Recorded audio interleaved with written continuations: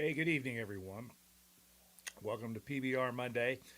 This week, we're going to talk about navigation from A to Z. Now, the one thing I'm not going to address is we've already gone through the days individually, and I've talked about the waypoints and challenge points in each day. So I'm not going to talk about any individual days tonight. There's plenty of people that can help you out with that over in the forum, or you can go back and watch the PBR Monday that's devoted to that day. I've seen a lot of questions on the forum that I actually answered when I was going through the days. So I'm not going to answer any individual day questions again. But what I am going to talk about is sort of how I put the route together to give you some insight as to how I put the waypoints, why I chose the waypoints I did, where they are. And we're going to talk about this guy right here, TrailTech Voyager Pro. We're going to talk about this rascal right here, which is a Garmin GPS Map 64 ST. And we're going to talk a little bit about this. This is a personal locator beacon. This is a Garmin Inreach SE. Uh, what I want to do is just talk to you about the way that I navigate when I go out and do things like this, and my thinking I think should be of interest to you because it informs the way that. So if you understand the way I navigate and kind of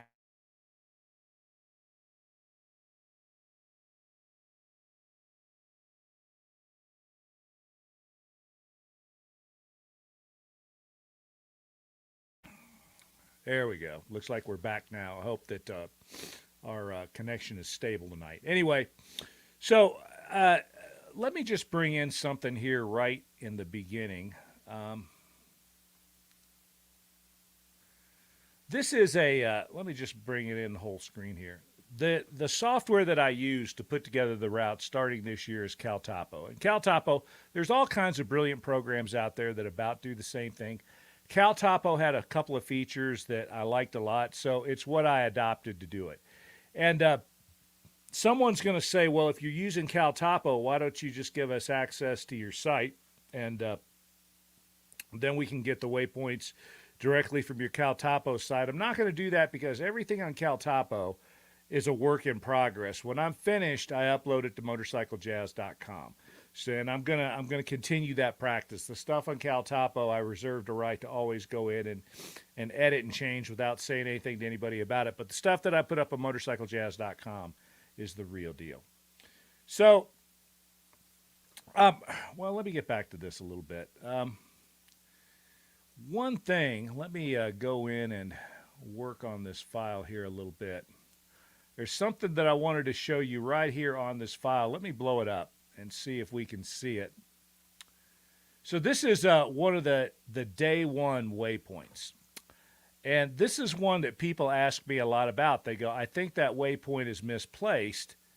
I think it belongs right here somewhere. And it's really not misplaced. You can see there's a trail right there. And that's actually where you make the turn right there. I can show, as I've gone through the days, I've gone through sort of example after example of that phenomenon where the base maps say one thing, but reality says something else. So what I did, let me go back to this for just a second. Let me show you something else here that's kind of cool about this. So sometimes when I'm looking at this, I'm looking at the satellite layer. Sometimes I'm looking at this layer right here. Or sometimes I'm even looking at this. There's all kinds of different layers that you can have here. And when I put together the route, the way that I went about doing it, and I do it the same way every year, is I get the waypoints that I have acquired myself from physically being there. And I do create some tracks when I'm out, but I'm more interested in waypoints. I mark specific locations with waypoints in my GPS while I'm out riding around. And I bring those back. I upload those into the computer. Then I start looking at those waypoints on these maps. I look at them against the topographic maps. I look at them against the Google satellite photo set, which is probably one of the best ones out there.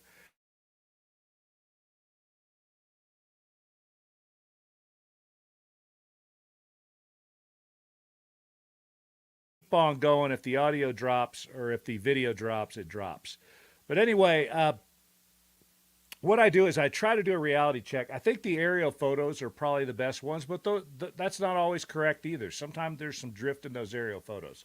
So I try to compare 2 or 3 different base maps, and I locate waypoints in places where everything agrees, where I know it's right. And that's why I put the waypoints where I put them. When I can get a high degree of agreement between base maps, aerial photos, then that's where that waypoint's going to go. Now, in some cases, I had to put a waypoint someplace where there's not a high degree of agreement between the satellite photos and the base maps. And that's generally because the base maps are wrong. And as I went through the individual days, I gave you a heads up on all those that I knew about. There are some places where that base map's wrong, and it's always been wrong. There's never been a trail there. I hate, perhaps I'll have to fan you gently so you don't go into shock, but maps are just not 100% accurate when it comes to things like trails out in the woods.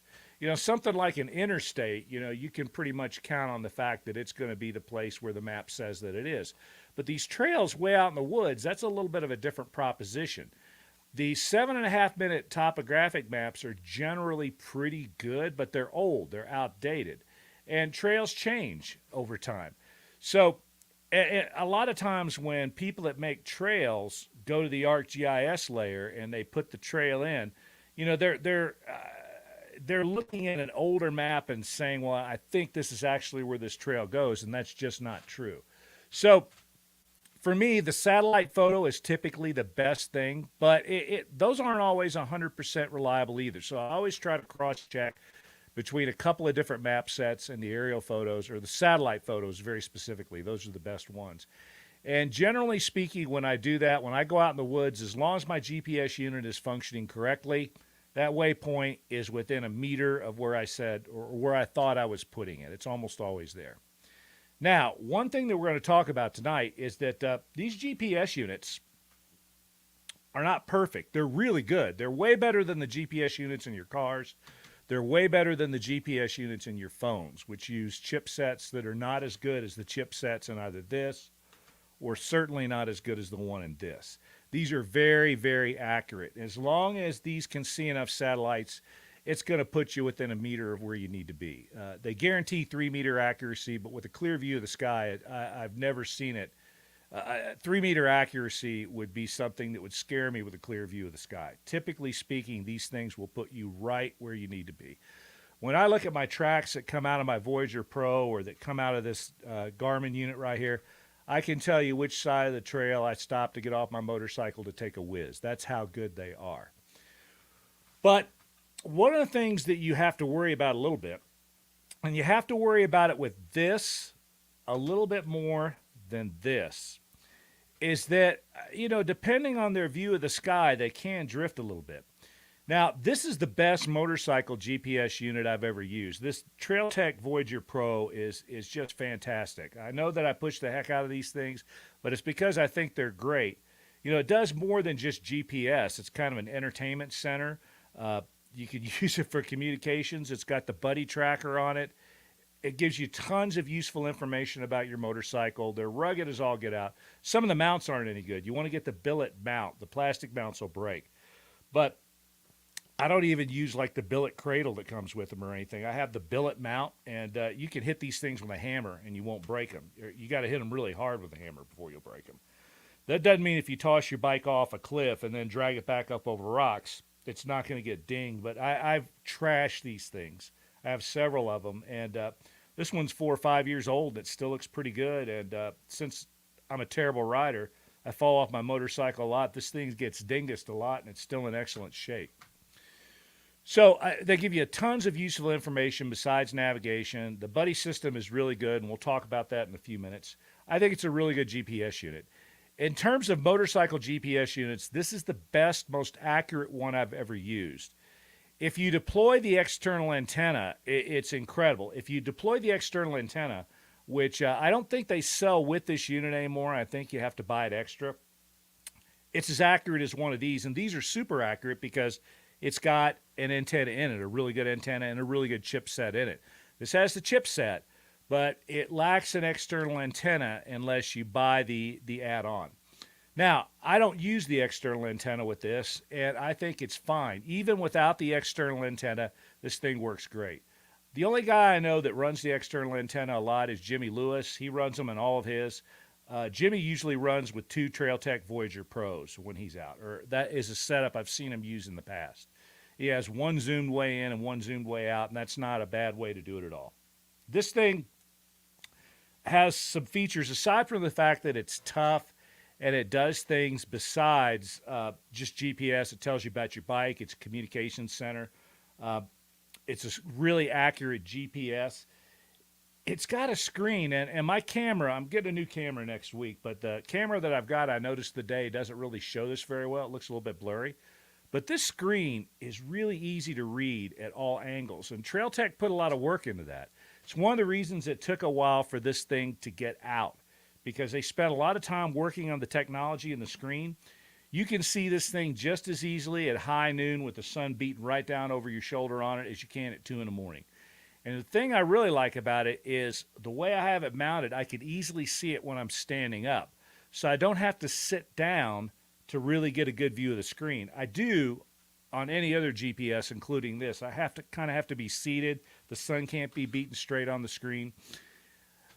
I'm going to show you here in just a second. Let me pull up this link. One thing that is incredibly important if you're going to use a Trailtech Voyager Pro, let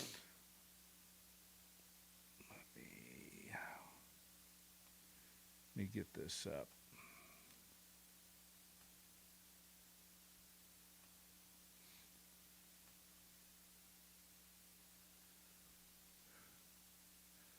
Got a whole bunch of tabs open here. Here we go. Here's the one I want.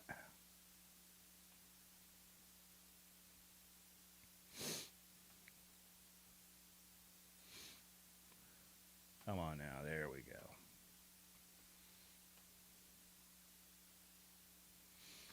You need to visit this page. This is the page, and let me get it up here so you can see it a little bit better. Does that show the URL? I think so. You need to go, if you just type in Trailtech software update or Trailtech Voyager Pro software update, it'll take you right to this page. You need to visit this page if you have one of these every once in a while. First of all, you should keep the software uploaded, because Trailtech, admirably in my opinion, upgrades the firmware in these things all the time, and every upgrade I've seen has improved the performance of it. They even, they've even done some little things like just made it run faster by putting in more efficient routines in the firmware. So make sure that you keep the firmware, all of the software updated. It's real simple to do. There's a video on here that shows you how to do it, but basically you just take an SD card, plug it into your computer, download the file, plug it back into your Voyager Pro, and you can do that while you're sitting at your desk right here. It doesn't have to be on the bike. But you plug the thing in, put the SD card in, you go through the menus, find the file on the SD card, and it'll install. It's easy peasy, and Trailtech has really good videos on their website that show you how to do everything. Recluse is the only other company I think that does as good of a job with video production that I use a lot. When you go to either the Recluse website or you go to the Trailtech website, their videos are really helpful. They're short, doesn't take a long time to look at them. And they give you, as you can see, pretty detailed directions here. Now, something else that's pretty cool are the map sets that they have that are available for Voyager Pro. I use this one right here, the USA Lower 48, and it's great. When I've been out in the desert the last couple of weeks working on the Day 2 mystery routes, every single goat trail that I rode out there was on a Trailtech Voyager Pro base map. There were a couple places where there were little gaps, which were a little bit odd, but that's due to the map set that they imported to do it, but it's pretty detailed. Lots of single track trails are on those maps, and I think you're just fine. But let me show you another feature. If you go over here a little bit, Idaho ATV MX routes. They have almost everything that's on an MVUM map available on the Voyager Pro, and let me see if I can pull up something here. I don't know if you're going to be able to see this, but let me see if I can get it up on the screen. So here's a map screen, and I am going to zoom this out a little bit. You can't see it very well, but all of these little, let me see if I can get this. Hold on a second here. I'm going to change cameras for just a second.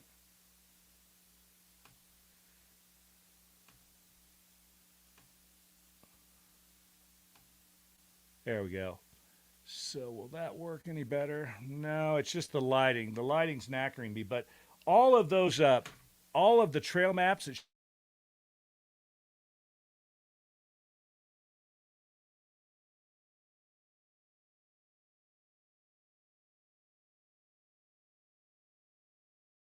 they're going to show up on there. That's a really, really, really good feature. It's a nice feature that they went out and did all that. They've got snowmobile trails and everything. So Trail Tech put a ton of work into this thing. It works great, and you should use it. I think it's just one of the best things out there. It's more than a GPS unit, but in terms of it being a GPS unit, it is a very good one. So why do I use two? Why do I use two? I actually use three GPS units, but I'll tell you why I use two. I zoom one way in and I zoom one way out, and I pay attention to both of them. Typically, because the screen on this one is easier to read with me standing up, this is the one that I zoom pretty much in. So I'm probably looking at maybe a mile or a half mile all the way across the screen on this. It's zoomed pretty far in. This is the thing that I want to be able to see with some detail, and the base maps on here are really good, so that when I'm approaching a waypoint, you know, I know that I'm on the right trail to approach that waypoint. This, I zoom way the heck out. That way, when I know that the next waypoint is maybe a mile away, I just know that I'm headed generally in the right direction, okay? That's the only thing that I use this for. So, hold on just a second here. So you zoom one way in, one way out. That's another trick I learned from Jimmy. He used to do that with two Voyager Pros. He'd zoom one way in, zoom one way out, and it's a great way to navigate. But the other reason I do that is redundancy. You know, something can always break. So you want to make sure that you have two of these things. I like the backpacking mountaineering style GPS just because I've used them a lot. They're incredibly rugged. I know that it's always going to work. Even way down in a canyon somewhere or in the trees, this one's always going to work because that's what it's designed to do. I have both of them set to track in addition to showing me the way, you know, displaying waypoints and stuff like that. Again, you have some redundancy built in. I power them both off of power points on my bike, so both these things have power going to them. They don't have to worry about batteries or anything like that going down. The other thing that I, of course, carry is I carry one of those NOCO, I think mine's a GB40 that I carry. And so if something does go wrong, you can still keep these things charged up all day long. So this zoomed in, this zoomed out. Now that's personal preference. You can do it any way you want, but since most of you are going to be running at least two GPSs anyway, it makes a lot of sense to zoom one way in and one way out. And it doesn't matter which is which, but that's the best way to run them if you're going to run two GPSs, which almost everybody does. I also, one more thing about this Trail Tech Voyager Pro. There's only one thing on this that I guarantee you're going to have trouble with, and that's the back. So this is what the cradle for a Voyager Pro looks like, all right? And it snaps in. Most of you are going to be aware that it just snaps in like this, and you're good to go. Snap it in, and it's all locked up. Here's the problem. These pins get dirty, and especially the power pin, this one right here, is a little bit prone to corrosion. So you want to make sure that you put some dielectric grease on it. That's what I do. I keep them really clean. I put a little dielectric grease. I make sure that I keep these pins back here, the females, I make sure I keep them nice and clean. I check this thing after every ride. If there's any moisture or condensation back there, I wipe it off. I keep it clean. If you do that, these things will last a long time. But every time I buy a Voyager Pro, I buy a couple of these things because I know I'm going to go through these things at least once every couple of years. And that's paying real close attention to it. Last year, there were 3 teams that showed up at my house at the end of day one complaining that their TrailTech Voyager Pros didn't work. And all I did was snapped it off the cradle, looked at this, and sure enough, this pin down here had some corrosion on it. The power pin did, and that's what their problem was. And in most cases, we could just spray a little bit of solvent on it, clean all that off, buff it out a little bit, and it was good enough. But the best thing to do is don't let that corrosion set in because it starts to erode that pin, and those pins aren't very big. It doesn't take very much to make that contact iffy. So that's the only thing that I've seen on these things that you have to worry about. Make sure you keep this clean and you keep the female surfaces in the back of here clean. If you do that, you won't have any trouble with your TrailTech Voyager Pro. It'll work like a champ. While we're at it, let's talk about the buddy system of the TrailTech Voyager Pro. Let's say you're going with a team. That buddy system works, and it's a really, really nice feature of the TrailTech Voyager Pro. I ride by myself a lot, but I occasionally do ride. Look at what Dwayne says here. I want to put this up because this is a really good suggestion. Pencil erasers work great to polish those contacts. That's absolutely true.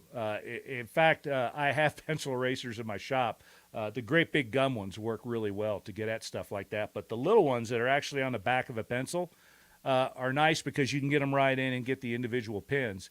That, a little bit of a contact cleaner, some dielectric grease, and you're good to go. The only problem with the dielectric grease is that you got to be careful not to use too much of it because it does attract dirt a little bit. So you got to watch that. But back to the buddy system. I disagree with TrailTech's interpretation of how to mount the antenna. It's a simple dipole antenna.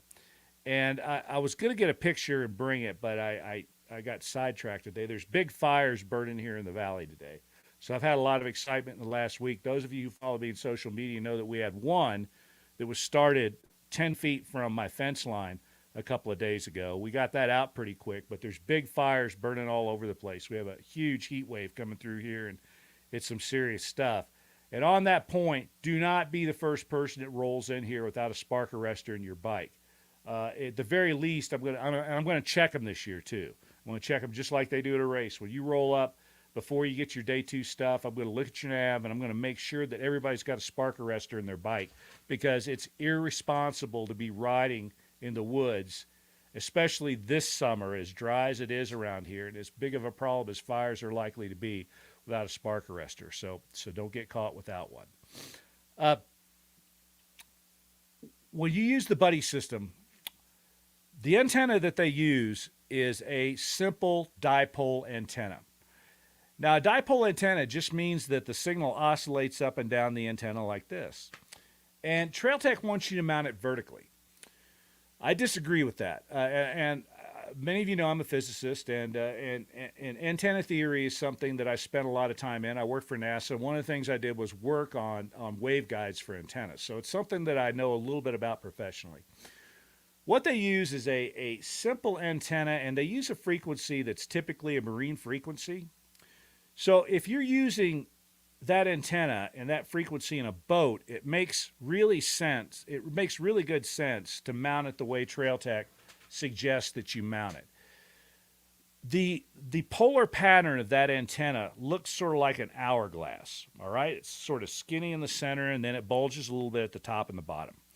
If you're looking at an hourglass, this is not a perfect analogy, but it's a way of explaining my point that will make sense, I think, to most of you.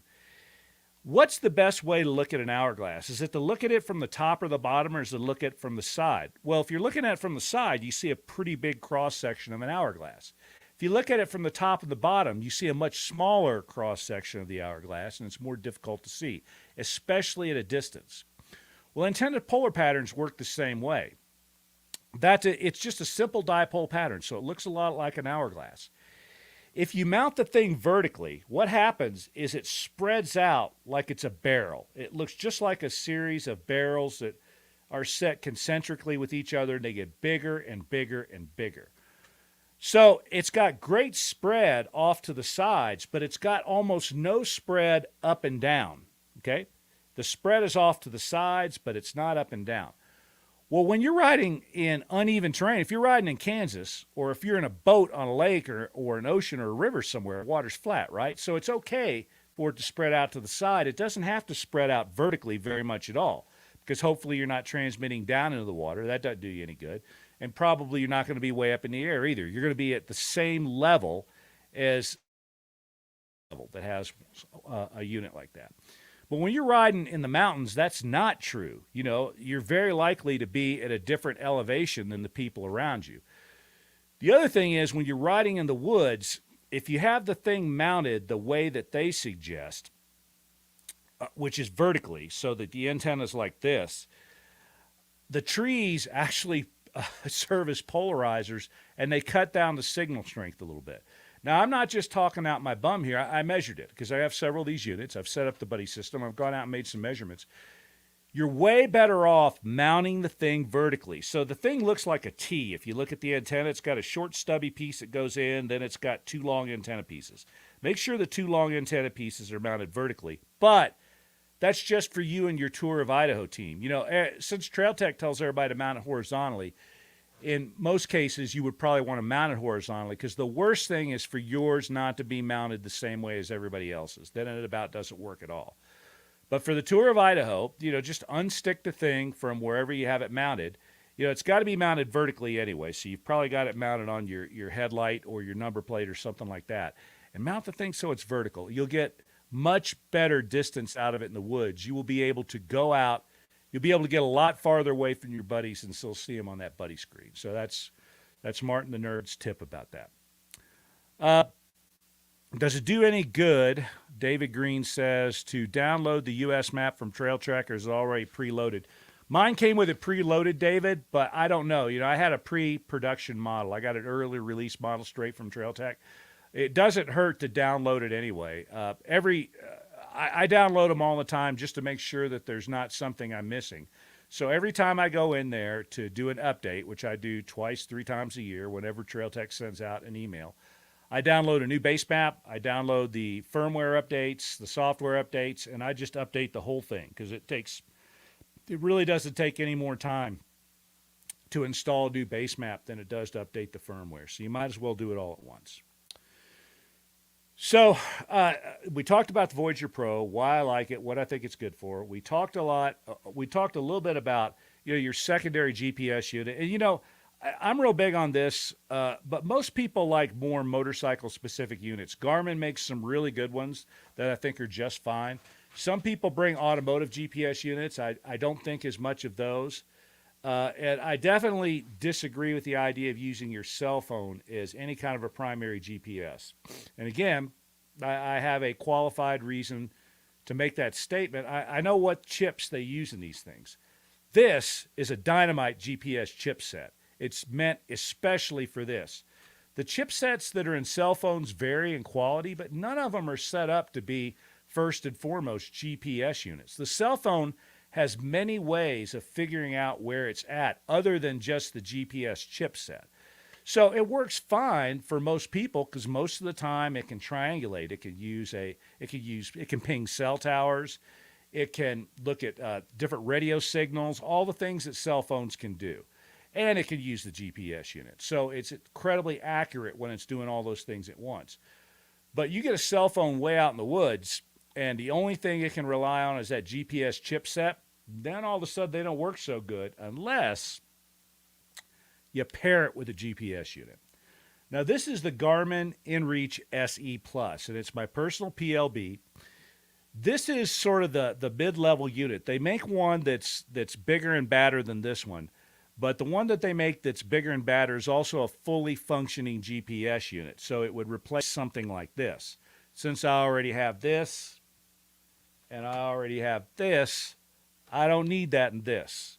So I opted for the mid-level unit. It's cheaper, and it doesn't have some stuff in it that I don't need. But you can make this thing do just about everything the more expensive unit does if you Bluetooth it to your cell phone. The nice thing about that is when you Bluetooth this to your cell phone, all of a sudden, instead of trying to read this little screen, you're reading a really big screen, and now all of a sudden you have turned your phone into a wonderful GPS unit because it's using this chipset and this antenna to locate, and it's just communicating to the phone. It's just using the phone basically as a display and as a storage for base maps. So I have let's see, what's the program called? Let me find it here.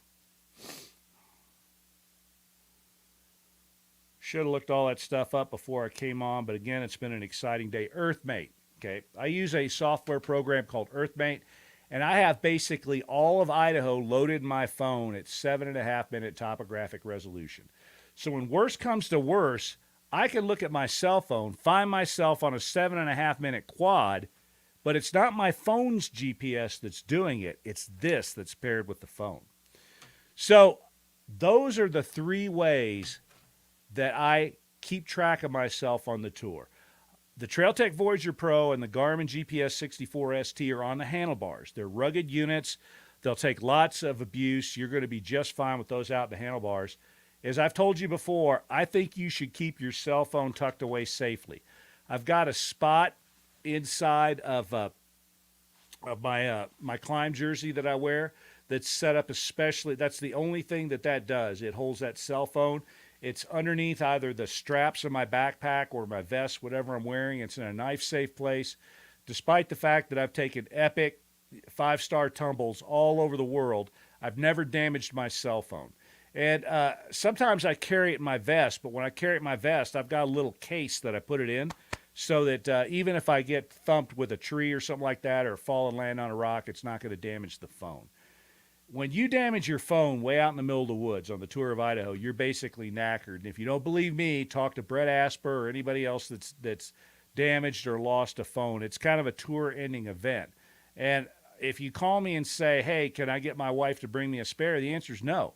I've told people that I really liked, I'm sorry, but, I told you not to have your phone out. You need to have it someplace that's safe. You can stop and buy a new one in Chalice or Salmon or something like that, but that's going to be your option. You're not allowed to have anybody bring you another phone. There was one rider a couple years ago that, again, I try to tell people every year, just don't have your phone out in your handlebars. And what I get back is all this gack. Oh, they make these cases these days. It'll protect these phones. They're great. It's impossible to break them. I have ridden they start talking about road bikes and they start talking about bicycles and stuff all over the place, and I've never damaged this phone. The Tour of Idaho will damage your phone. You are going to lose that phone. It's going to fall off. It's going to get dunked. Something bad is going to happen to that phone if it's out in your handlebars. I almost guarantee it. People want to argue with me about it, and that's fine. I'm not going to argue with you about it. You want to put it out there, that's fine.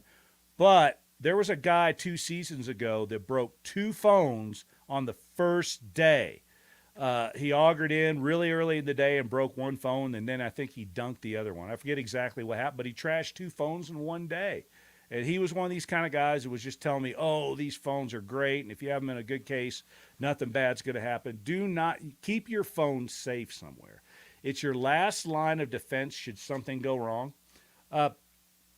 Now, the PLB that I have, although you compare it to the phone, the nice thing about this is it can operate independent of the phone. That's the reason that I chose this one instead of the smaller one. They make an Inreach Mini, and a lot of guys show up with that. Again, that's a personal preference thing. If you want to use the Inreach Mini, it's a great unit. But here's what you're sacrificing, some antenna. Now, it's got a little antenna in it, but this thing right here is another thing that's really, really good about finding satellites when they're hard to find. And when you make these things small, one of the things you're doing, part of the antenna is coiled up inside the thing. I haven't seen the specs on it, but I would be willing to bet more than I can afford to lose that antenna is not quite as sensitive as this antenna is. I don't know that for a fact, but it would be a pretty good guess, I think. The other thing about this is that it doesn't need a cell phone to work. So if you trash your cell phone, there's a fully functioning keyboard in here, and you can get into this thing, and you can do anything that you need to do. It's really nice.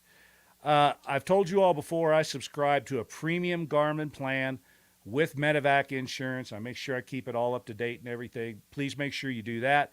I would also set it up so that it has unlimited messaging on it. Especially for tour season. You can do that for just a month or two. Then you can go back to a lower level subscription if you want. We're going to spend probably next week when we talk about what happens when things go wrong. We're going to talk a lot more about this. But this week we're talking strictly about navigation. So those are the 3 things that I use, and I hope I've explained enough why I use those things. Let me show you some other stuff here. Let me get rid of this.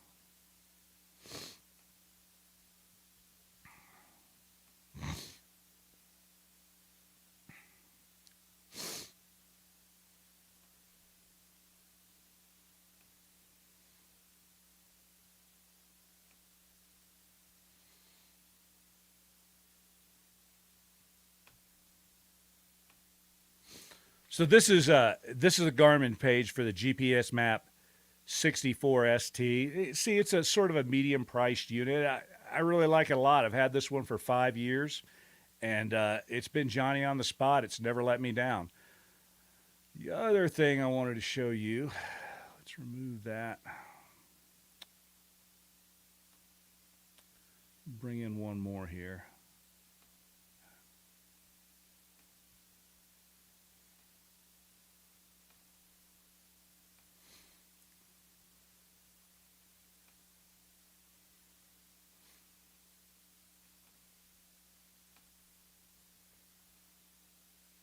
Here we go. There's the Inreach SE Plus, the one I use. Again, most people have gone for the Inreach Mini, and there's nothing wrong with that. And I don't know for a fact it's not as it doesn't have an antenna that's as sensitive. That maybe they figured out a way to do that in a small unit. But I do know that this thing can function more independently, and the size doesn't bother me. It's an important enough unit that I kind of want the thing to have some capabilities that the smaller one just doesn't have. All right, let me go through here and look for some questions. Hello to everybody that said good evening. Hi, Jim. Let's see. Hello, David, Ralph, Dwayne, Sean. So I'll take questions for a few minutes. Navigation is another one of these kind of things that people have strong ideas about, and I'm not here to dissuade you. You think you got a way to do it that's better than mine, or let's not couch it that way, just that you feel more comfortable with, that's fine. But I'm going to tell you right now, the Tour of Idaho is not like anything that you have done before. And one of the things that even Jimmy kind of figured it out after a while, there is a way that I do it the way that I do it. And once you get out there, I've talked about it a lot, you'll understand it better. First of all, there's two things about tracks I don't like. First of all, they're bush. Following a track is not navigation. There's no adventure to that. It doesn't require that you read a map. It just requires you keep following the line on the map. Second of all, tracks are, you can't really create a truly accurate track for a route that's nearly 2,000 miles long through the woods. It's just lots of trails move, and they move all the time. So I put the waypoints in places that I know haven't moved because I can see them in recent photos. Oh, one other thing about your GPS units. When I'm out riding around, you can set these maps up in a lot of different ways. There's all kinds of different color options. In the TrailTech Voyager Pro, you can even change like the little icon size. It shows where you're at. In fact, I think it's even you can change what type of a little icon it is. I know that's something they were talking about. One of the things that you want to decide is, do you want to have, what's your perspective going to be when you view that GPS unit? I'm a really big one for having the one that's zoomed way in be track up perspective. And track up perspective means that the track is, the direction of up is always the direction you're going in. So it's not north up, it's track up. So up, like this on the screen, is the direction that you're riding in. And perspective means it's not looking straight down. It means it's tilted a little bit so that you can see relief features a little bit better. I like the one that zoomed way out to be north up. And then there's a reality check between those two. Because you're going north on the Tour of Idaho generally. And so north up is not an unreasonable thing because it's generally the direction you're kind of going into. And when you're not, it's useful to know. So again, that's just me. That's going to be something about, everybody views that a little bit differently. But I would definitely have my GPS, I would have the perspective on both of them a little bit different. And if you haven't ever tried it, instead of like track up flat, try track up perspective on the TrailTech Voyager Pro. And I find that to be very useful because it's not 3D, but it does make some of the terrain features pop a little bit more. You can see the contour lines on there. That's the other beautiful thing about the Voyager Pro. It's just like Cal Topo. You can have the contour lines be on or off. It's awesome the way that you can go through and really fine-tune the display so that it shows you exactly what you want to be. All right, so I don't see really any questions. I see some comments, but not really a lot of questions. So I'm going to wrap this up pretty soon. again, I need to work on day two a little bit. As I told everybody in the um, in the promo for this, we're not going to get lead draw back this year. It's kind of funny because I participated in a cleanup of lead draw about a month ago. David Green was there, and thank you again, David, for doing that. I've got a an upshift shirt for you when you show up at the flagpole.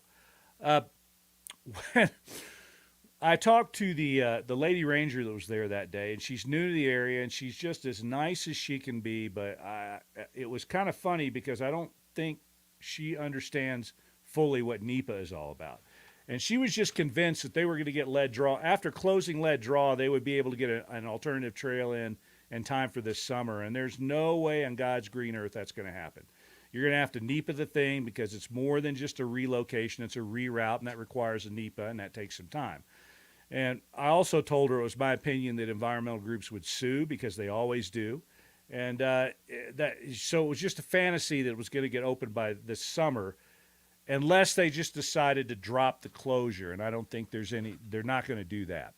So what we're going to do is I'm just going to, instead of making you figure it out, I'm going to redo day two and I'm going to get you around it. And we're also going to take opportunity to redo the challenge section a little bit. I was going to try to have that done by tonight. It's just been crazy. This weekend's nightmare was rebuilding the forum after something happened to it. So I haven't gotten that done, but I'm going to work on that some this week, and I'll try to have it done. What else? The work on the routes out in the desert is going really well. When I was out there the other day, though, something interesting. So I used all three of my GPS units, just to sort of see what was going on.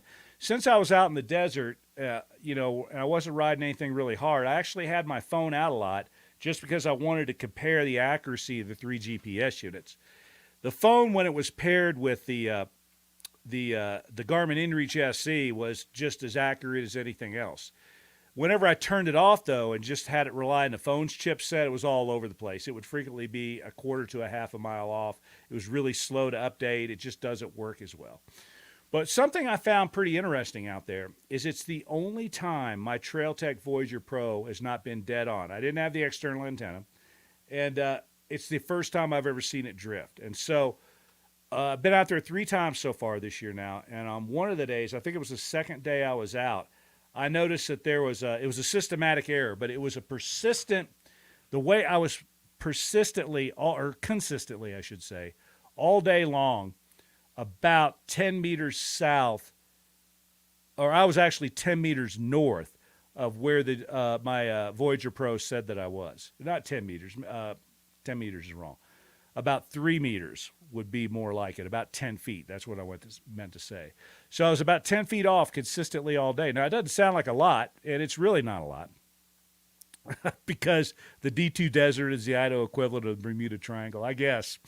It just, there weren't a lot of satellites that it was locking onto that day, even though it was a clear sky.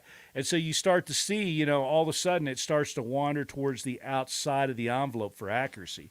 But if you deploy that external antenna, it would have pulled it right back in. But the other 2 GPS units I used, the 64 MAP ST and my phone paired with the Inreach, they were spot on. It put me right at that intersection. I was in the middle of the intersection all day long where I thought I was. I've seen that happen before up north a lot. When you get to northern Idaho, that's an area with poor GPS coverage anyway, in general. You're not going to see as many satellites in that area just because there's not a lot of population there. You also tend to be in heavily wooded areas, and a lot of times you're down in really deep valleys.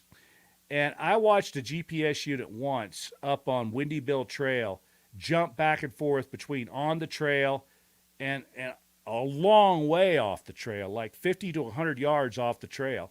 And all afternoon when I was riding that Windy Bill or Windy Ridge to Windy Bill and over towards Scurvy Lookout, all afternoon I kept watching my GPS jump on and off the trail. And if I had been trying to follow a track, I would have been screwed because it would have been telling me my track is way the hell over here. All right, Paul Peterson. For logging tracks that will be submitted, better to leave the logging feature turned on all the time or daily turn on in AM and turn off at PM.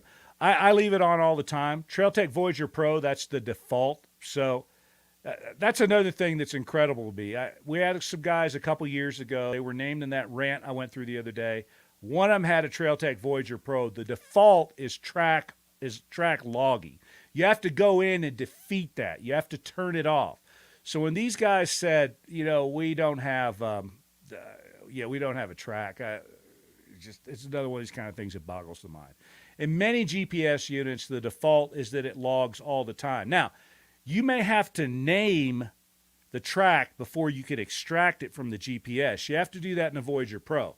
So in order to see it on a map, even in the Voyager Pro, or in order to extract it, you've got to go in and name it. And when you go through the menu, you can do that. There's a little place in there where you can name a track.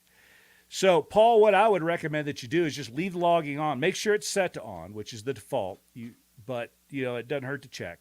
And do the same thing with every GPS unit you have. I even run, I like Strava. I run Strava on my phone, and I track with that too. So all three of my GPS units are tracking all of the time. And what I do is at the end of every single day, I save the track. I bring along an extra card. I always bring along extra cards so I don't run out of any memory. I save the tracks to make sure that the GPS doesn't override them. Because if you don't save your tracks at the end of every day, after a while, you might run out of memory in that thing. And I've seen guys get to like day 6 or say day 7 and look back and go, whoops, because it ran out of room and it started overwriting stuff.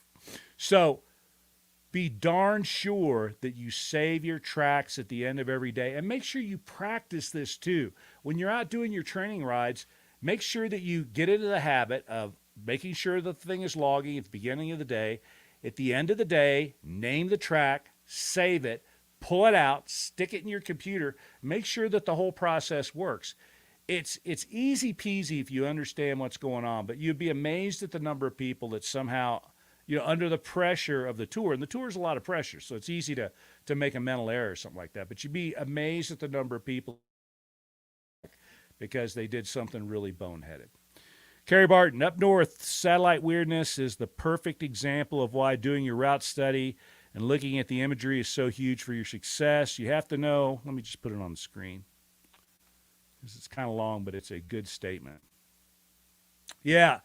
Carrie is A, I think she's preaching to the choir, but B, she's saying something that I and every other tour vet would probably tell you, which is that map study is incredibly important.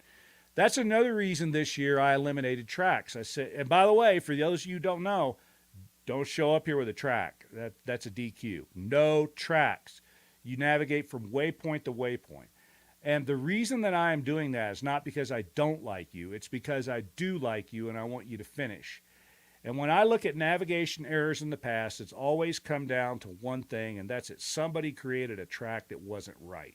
And they believed in the track so much that they followed the track instead of what their eyeballs were telling them they should do. That nailed a team last year that would have otherwise made it. I talked to these guys that said, but I really enjoyed spending months building a track out of your waypoints. Well, that's great, but you would have been better off just looking at the photos and writing down notes.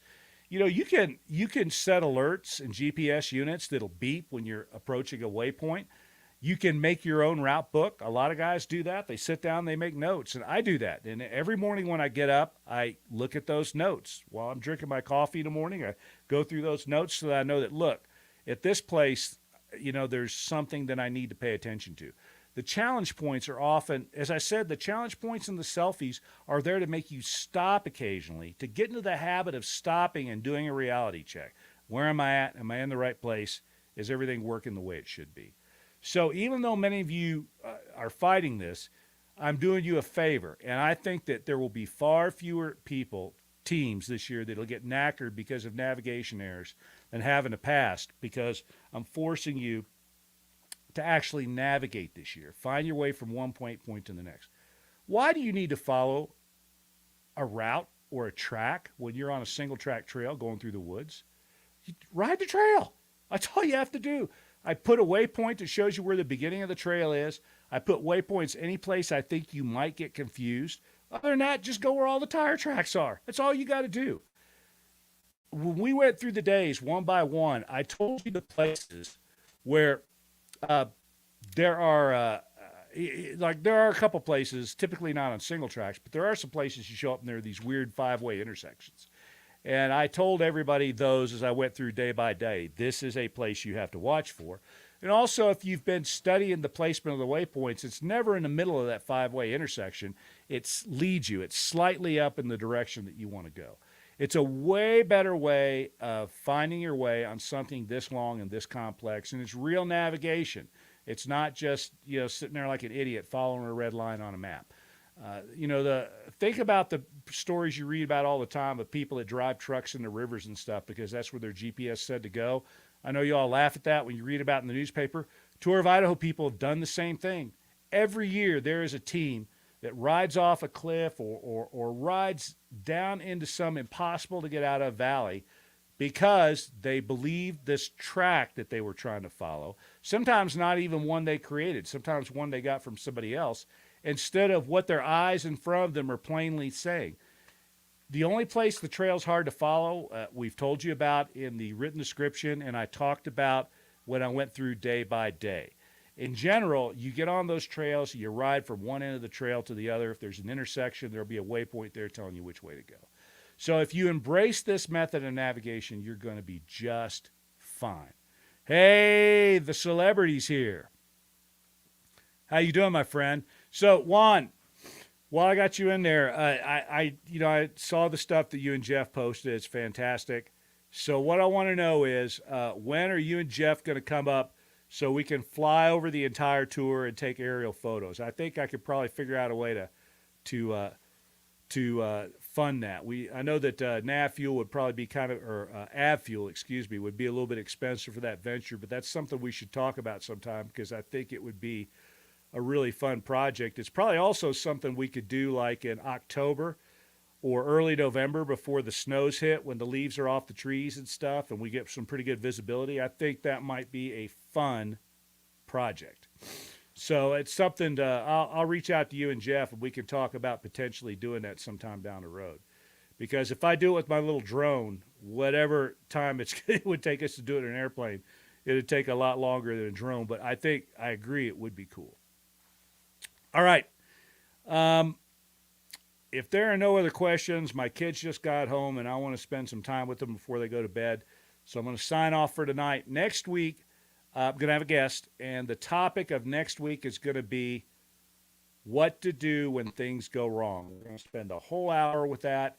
I'm going to have some guests that have first-hand experience with what to do when things go wrong. We're going to talk about the way that they sort of figured out how to get out of that. We've done a little bit of that so far, but we're going to do a little bit more of it.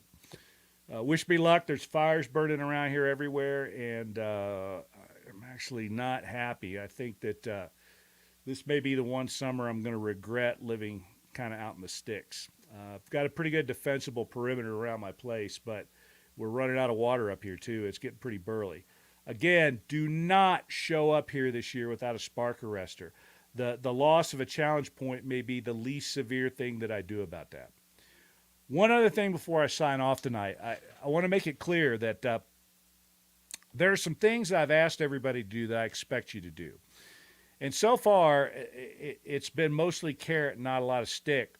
But when it's tour time, when it's go time, if I find out that somehow a member of your team is not a member of the Facebook group, I think I checked most of that, or not a member of the forum, it's going to cost your team a challenge point. I'm going to just knock a point off. So that means you're going to have to ride a bonus section or an extra challenge section somewhere. You show up on day one, and I've always done this, but sometimes when I do it to people, they're surprised. We don't have any tracking for you in day one because you've never bothered to get that GPS unit out of the box or your PLB out of the box and figure out how to turn it on and figure out how to make the map visible for all of us. If you ask me to look at that, I'll be glad to look at your map and tell you that it works. I do that every year. You can post it publicly on the forum if you want to and say, hey, I'm going to go out for a ride today. Will you all please have a look at this and tell me if it works? And people will be glad to look at that. But you show up here and you ride all of day one and we can't track you, that's going to cost you a point. And that means you're going to have to ride a bonus or an extra challenge section. So all the things that I've been asking you to do fairly nicely, I think, you need to get done. If you don't, when it's go time, my response is going to be, that's a point. And I've done that for years. I always do it, but some people are enormously upset. Well, I'd have done it if I knew you were going to take off a point. That's the reason that I've been asking you to do it for an entire year. All right, everyone. Well, amazingly, I've wasted another hour of everyone's life tonight. I don't know why you all show up every Monday night, but I appreciate the fact that you do. Again, next week, what to do when things go wrong. I'll have some guests. It'll be a lot of fun. Thanks a lot for spending another hour, and I'll be seeing you.